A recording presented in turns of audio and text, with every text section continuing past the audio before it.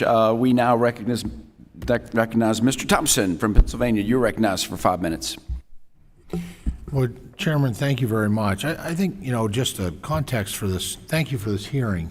I think it's just important to point out our problem is not with the Chinese people or people of Chinese descent. The problem is with the current Chinese government.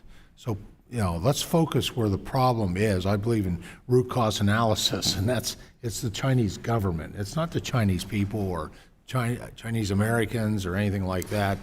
And I think we need to be eyes wide open here. Why is this really risen to the top? And it should be talked about anyways, but frankly, we have the Chinese government that, we hear all the time about the purchase of U.S. agriculture acreage by the Chinese government, some of that in proximity to military installations, some of it not.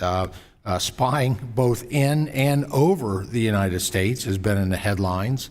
Establishing overseas military bases, stealing resources in the South Central China Sea, intimidating Taiwan. The list is lengthy, and we could probably do a hearing just on that. But our point today is what it really is the pathway to opportunity, and it's the influence on education. And so I want to thank the chairman and all of our witnesses. As our students in schools struggle to recover from pandemic-induced learning losses, I think we can all agree that this is an appropriate time to evaluate every aspect of our children's educational system, including foreign influence by foreign countries. Now, while we have discussed issues of foreign influence in higher education, I'm increasingly concerned about the reports of the Chinese government influence, and I include the military with that, in our elementary and secondary schools. Now, we know that soft power is one of the main ways that the Chinese Communist Party seeks to gain influence around the world, and we must remain on guard of these attempts on U.S. soil.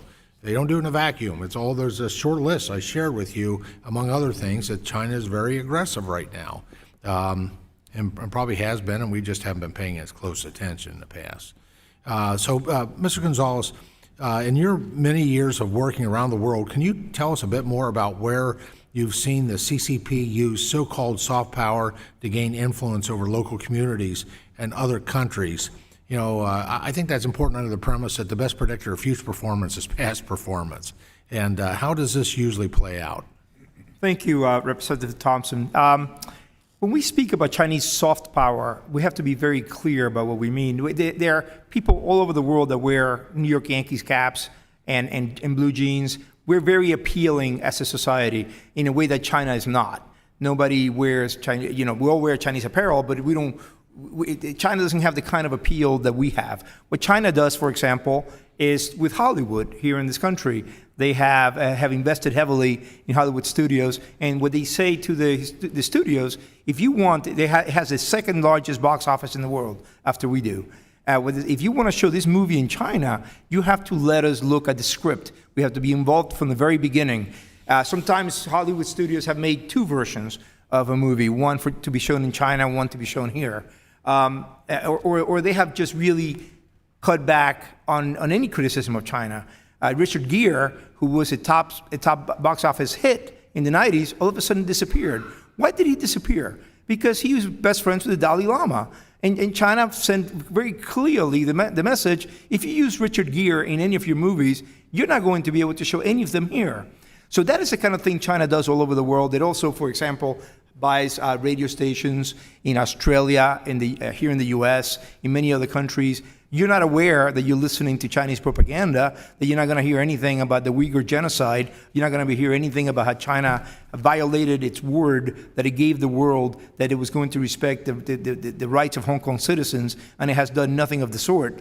You're not going to get any of that in any textbook or any teacher that comes from China, from the PRC, to teach in our schools. This is a major issue, one that should really be bipartisan. And I thank you, Chairman Bean, for holding this very important hearing, because this is an issue that should concern all of us. So, Mr. Gonzalez, with about 30 seconds left here, you said we should be taking measures, we should be showing action. What measures do you believe Congress can take today to ensure that we prevent the influence of malicious foreign actors in and around our nation's schools? Well, as Ms. Neely said, I think we should demand transparency in the contracts. What is wrong with transparency? The American people have the right to know what is in the contracts between the Confucius classrooms or the remaining Confucius institutes and the schools. Hanban, well, there used to be Hanban, it's now another institution that runs the Confucius classrooms and institutes. Transparency is something we should all welcome as a democracy. Thank you. Thank you. Let's